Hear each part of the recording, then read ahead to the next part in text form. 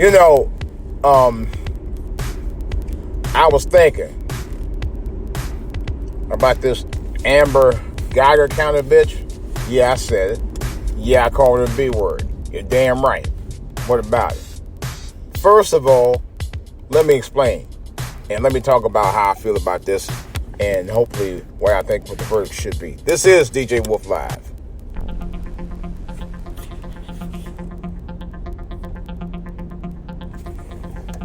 All right, guys, let me get my water on right quick because it's been a long day. I knew that guy was a cop following me. Anyhow, traffic out here today. And let me get there. Amber Gyger. Forgive me, I don't remember the brother's name, the one who was shot by Amber Gyger. I know I will find it, and I'm going to try to post it as soon as I find it.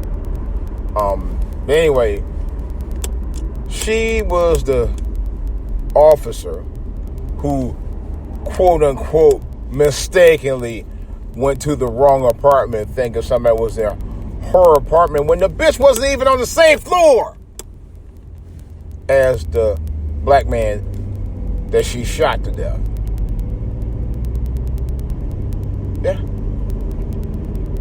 Yeah. Wasn't even on the same goddamn floor. I just heard on the radio that she's been found guilty, but they haven't even entered the sentence phase yet. That's more concerning as anything else. I'm glad she's found guilty. But if they're going to find her guilty, they got to find her guilty on all charges. I'll get to that in a second. First of all, how the hell you want somebody to open your door, or you supposedly found your door allegedly open in your apartment, right? And you walk up to a black guy's in there eating ice cream. Now, he ain't doing nothing but eating ice cream. And you want to shoot him to death? And it's not even your apartment? And it's not even on your goddamn floor. You know? She must have known that the brother lived in that apartment. I'm going to assume that. I would have to. You know, when you entered into that apartment was nothing like any apartment you've been in.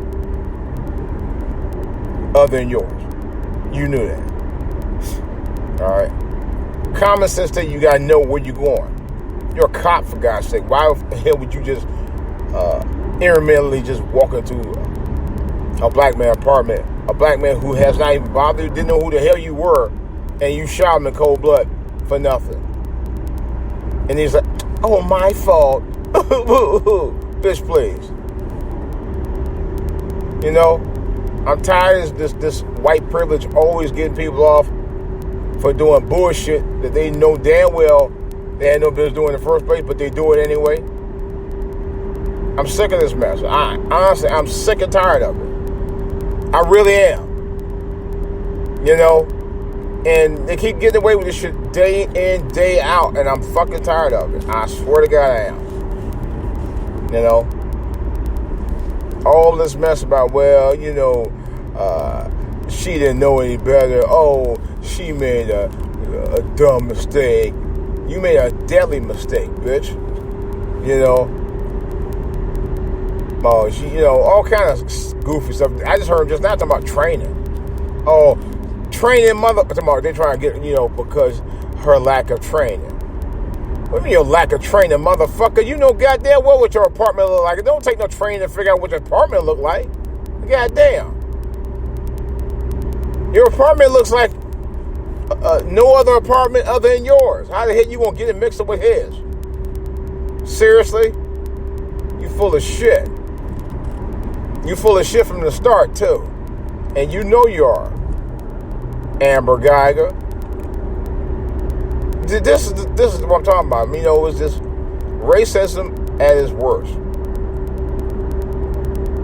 You know, when you make excuses about, well, get the fuck out of here. It really makes you sick.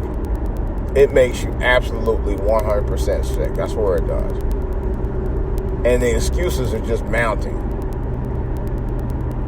over and over and over again. To a point where I don't even look at white people the same way anymore. Not all white people are bad, I'm being honest. There are some really beautiful white people in this world. I just don't know where they're at. I've heard stories. But seriously though, man, it's the same old song. Cop going around being careless because you're black. Careless because you're black, basically. Yeah. And you don't care. Supposedly we're supposed to be one nation. This ain't no one nation. It never. This country, and I say this wholeheartedly. I don't give a fuck. This country has never been one nation together. If that was the case, you wouldn't have done us. My ancestors would have never been put in slavery in the first goddamn place. Let's be real. If you really believe that bullshit y'all been saying for 400 fucking years. Do you know that the weekend it was the weekend I was down, actually it wasn't a weekend. It was, matter of fact it was. It was around the time I was down in Virginia Beach. They had the same week, matter of fact, they celebrated, there's no joke, they celebrated the 400th anniversary when the first slaves came to America. And landed in Virginia. Or was it Virginia? Yeah. I think it was like 1619. 400 years ago this year. Not a joke either. And got me thinking that we're still under white people's thumb. We're still under white supremacy. Ever since 1619, we've never stopped.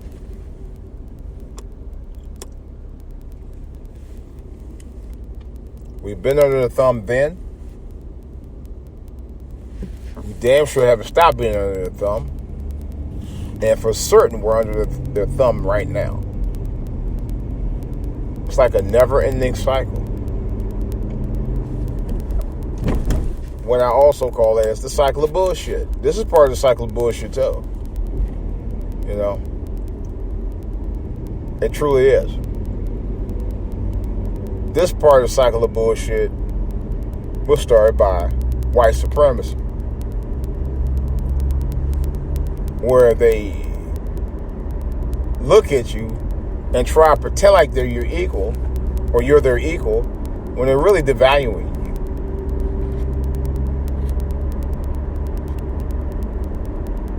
I mean, devaluing you and evaluating you at the same time. They do both. You'd be surprised, man. In all my years of being around, I know. You know, I can't think of 3 white people that I'm really close friends with. You know, so in 2019, that's a goddamn shame. And I don't feel good about it. Not in the least. I really don't. I don't feel good about it at all. I truly don't. How the hell in 2019, I don't have 3 white friends? My ancestors, and the likes of Dr. Martin Luther King, and Medgar Evans, and Ralph Abernathy, you know what I'm talking about, and Hosea Williams, and Thurgood Marshall, and Frederick Douglass, and W.E.B. Du Bois. I could be going on and on and on.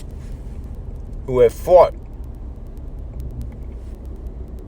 bled, and died for my opportunity to be treated as an equal in this country. And still, people still look at you like you ain't shit. I walk around, you know, you go around police, that's both black and white. They still give you dirty looks. Or they still give me dirty looks. Let's put it like that. You know, I don't bother nobody. I don't bother nobody. You know? I sit there and dot the I's and cross the T's every day that I had to work. Do the same thing when I go pay taxes. I take care of my family and go to church.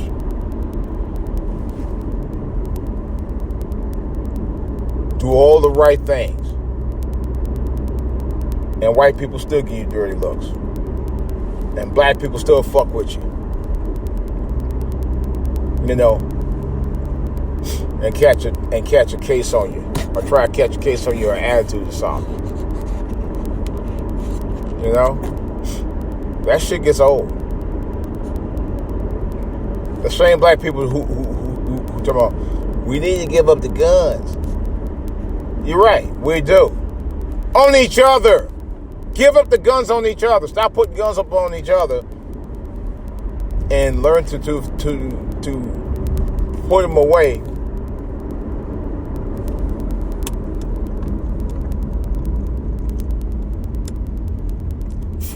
And not try to do each other in, because we've been doing that for too long too.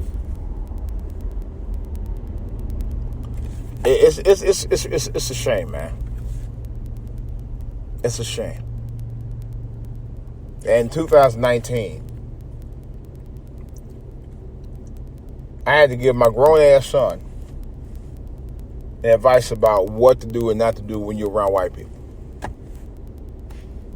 Yeah. I still have to do that.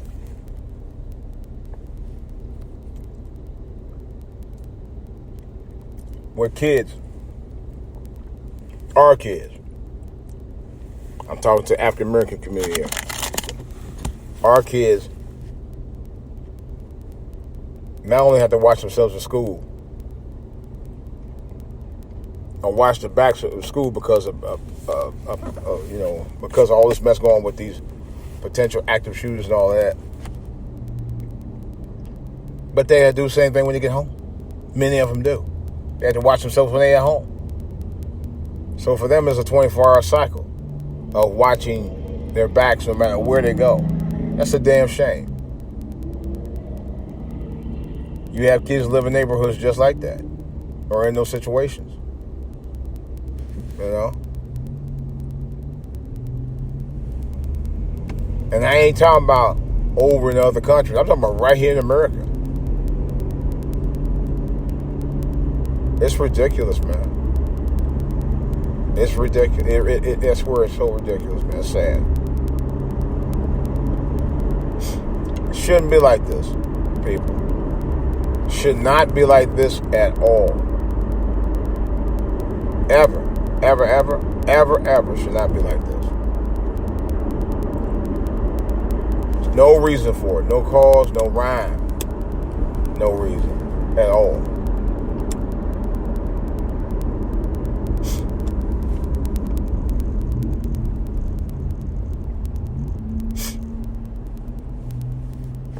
You got people out there that don't want to talk about it.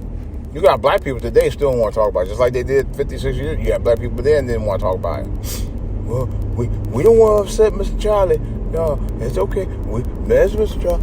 You know, we got people like that. You know, I remember years ago, and not only did my mother tell me, but I had a friend of ours tell me the same thing. She's like, it was a shirt I wore. I can't remember what the shirt was. I think it was it might have been a pro-black shirt or something like that. And it was, I know she told me one time, that my mother told me about another one I wore one time. You can't be wearing them kind of shirts out here because they'll make you a target and blah, blah, blah, blah, blah, blah. You know, I know what she's saying. But when we going to start speaking out? When we going to start letting people know enough is enough? You know, we've been harassed all our damn lives. We've been fucked with for all our damn lives. Right? We had generations of our forefathers and mothers been fucked with all their damn lives. And it continues through this day.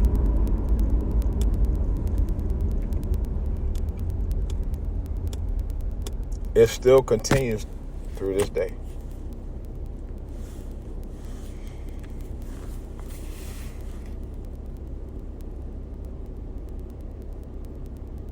We got to speak out. We got to make sure our kids are well educated. And us as adults have to set the example for what role models we want our kids to be. But you gotta be setting an example in your own life to make sure that takes place. I'll say that for a fact. You have to. You have to.